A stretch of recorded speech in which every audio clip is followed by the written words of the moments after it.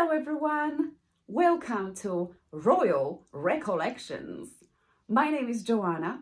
Thank you for joining me for the latest royal news video. As I'm sure you're all aware, Prince Harry and Meghan Markle visited Nigeria earlier this month. Even though it was a private visit, Harry and Meghan simply wouldn't be themselves if they didn't try to cosplay working royals, and if they didn't attempt to turn their trip into a pretend royal tour. They also successfully, in my opinion, stuck two fingers at the real royals by visiting Save the Children charity, whose royal patron is none other than Harry's aunt, Princess Anne. Save the Children charity office in Abuja was the first stop of Harry and Meghan's 3-day trip. The charity explains on their website that their connection with Harry and Meghan goes few years back. In 2022, Archwell donated some money to help with humanitarian flood response. I am truly happy to hear that. I only hope that their contribution to the flood response was greater than what they donated to one school in Harlem back in 2021. Remember the New York tour? Meghan dressed up in clothes worth thousands of dollars, arriving at a school in one of the most unprivileged parts of New York. Harry and Meghan creating perfect photo opportunities using, as usual, other people's children. Meghan reading her book, The Bench, while Harry sat on the floor with other children and listened patiently like a good boy that he is. All that publicity for a washing machine and a dryer for the school, along with 2 large boxes filled with fruit, vegetable and herbs in support of the school's ongoing need for fresh food. Save the Children website also mentions the short film showing Meghan reading Archie one of his favorite books, Duck Rabbit, which was done to support one of charity's initiatives. I mean, who could forget that video? I remember at the time the video was criticized by some, complaining that Archie was too young to understand the book, that he was underdressed, wearing only a white vest and no shorts, and that his diaper looked like it needed changing. I think, however, it was an enjoyable video, especially if you take into consideration how hard it is to work with children. Archie was only 1-year-old. He was never going to sit still or look interested. The video definitely has a feel-good factor, and it's by far the most spontaneous and the least contrived we've seen Meghan ever since. Back to Nigeria's visit now. We all know that Meghan's approved photographers, like Misa Harriman, and Meghan's approved reporters, possibly someone from People magazine, who in the past was sympathetic towards Meghan, were all waiting inside the organization's office for the couple's arrival. The charitable organization has released on their X account a short video of the event. As I'm not a professional and wouldn't like to infringe any copyrights to this video, for the purpose of further analysis, I'm going to use some still photography taken of that video. This one is by far my favorite. Meghan at the very foreground, everyone else has their backs to the camera. Harry's head is obscured by Meghan's. This picture reminds me of their second pregnancy announcement photo taken by no other than Misa Harriman. Only Meghan's face is in full view. Very similar in this instance. There's 5 people in that photo, but again, only Meghan's face is visible. She's the left, right, and the centre.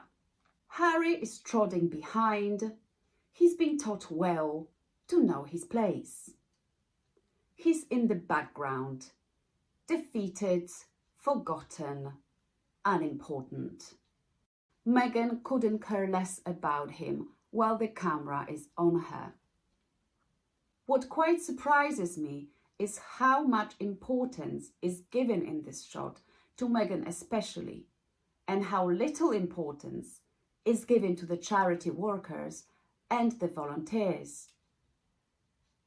It stands in a great contrast to what would normally happen if it were real royals visiting the charity or greeting members of the public.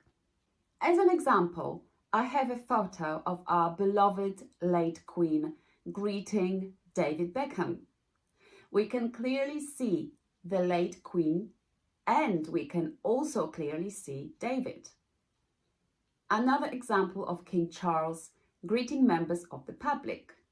Everyone's faces clearly visible. Prince William here interacting with well-wishers. William and Catherine on a public engagement. What a contrast! It's like a night and day. I have one more observation when it comes to these pictures of Harry and Meghan at Save the Children charity. Meghan Markle is shaking one person's hand. In this instance is the blonde-haired lady, but she's not looking at her. The eye contact is maintained with the gentleman that's standing next to the lady, as if she, Meghan, can't wait to move to the next person, to the next best thing. Again, here are some real royals greeting people and maintaining an eye contact while doing so. Our perfect and dearly missed Catherine, the Princess of Wales, and also William. But who knows, maybe they were just in a rush and could have only spent a limited time at this event.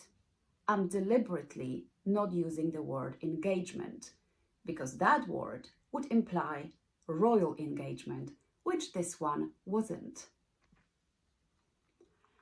Once all the greetings were done, they sat down at the table to discuss problems that children and young people in Nigeria are facing. Again, Meghan is perfectly positioned in many of the shots to look as good as possible for the camera. This photo I actually find disturbing. One of the youth ambassadors tells the story of how she became a volunteer at the age of 14, the same year that the Chibok girls were abducted. And as she says it, we can see Meghan smiling. I think Meghan had a very difficult act to balance here. On one hand, she was trying to look charitable, interested, concerned, but on the other hand, of course, she needs to smile for the camera. It created extremely bizarre, unsettling, in my view, facial expression. Here is another example. The volunteer says, "There are so many challenges that children and girls face here in Nigeria." Again, Meghan is smiling. And then she wonders why people think she's insincere. After the discussion, there were some group photos taken of Harry, Meghan, and the people who work for the charity. And I must admit, they both look good in them. Harry looks smart and genuine. Meghan's makeup, hair, and her clothes are lovely. As far as I understand, Meghan is wearing an ivory turtleneck that she was spotted in Düsseldorf at one of the Invictus Games promotional events. She's paired it with teal trousers that, for a change, don't drag on the floor. As I've mentioned in the opening of this video, Harry and Meghan faced some backlash after this event. Save the Children X account received dozens of negative comments, to the extent that they've decided to block X users from further commenting. Here is few examples. I hope for your sake that Harry and Meghan wrote and personally handed a check to Save the Children Nigeria for at least $1 million from the artwork charity. How much was their check? Someone else wrote, aren't you lucky to have such humanitarians learning about you? But what are they actually doing? Yes, nothing but getting photos taken for good publicity. Someone else wrote, this is Princess Anne's charity, isn't it? Okay. Another comment, riding coattails of charity who actually does something for others. Maybe they will learn something and finally use own charity to do some good instead of stuffing own pockets. One more. Princess Anne has been your president since 1970, working tirelessly for over 50 years. So why you're even mentioning these two shallow, self-serving grifters is a mystery. There are many, many more comments like this on Save the Children's X account. And what people seem to be quite upset about is the fact that Princess Anne has been a patron for this organization for such a long time. And lots of people think that Harry's and Meghan's visit there is stepping on Princess Anne's toes. Princess Anne doesn't, of course, has any type of exclusivity when it comes to Save the Children. And I don't think she gives two hoots about Harry and Meghan visiting the organization. It has to be said, though, that the optics are a bit off. If Harry and Meghan were still working royals, this visit would have never taken place. One royal doesn't interfere with other royals' patronages. They don't attempt to create competition, step on each other's toes, or to overshadow. As we all know, Harry and Meghan are no longer working royals. So technically, they are not bound by those rules. However, I think if they were just a little bit nicer people, they wouldn't have done it. They'd maybe go and visit a different organization that doesn't have a royal patronage. They must have known this would create a backlash. Why not choose a grassroots organization? Why not choose a small, new, local charity that needs publicity? Why choose a charity that your aunt is a patron of Harry? I think it's because Harry and Meghan love to create rivalry, to divide, to overshadow. Let's not forget that Meghan released to the press photos of herself visiting a theatre.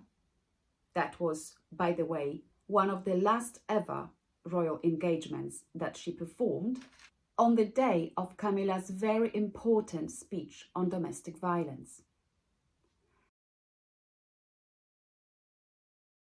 It's also worth to mention that the Sussexes announced Megxit the day before Catherine's birthday.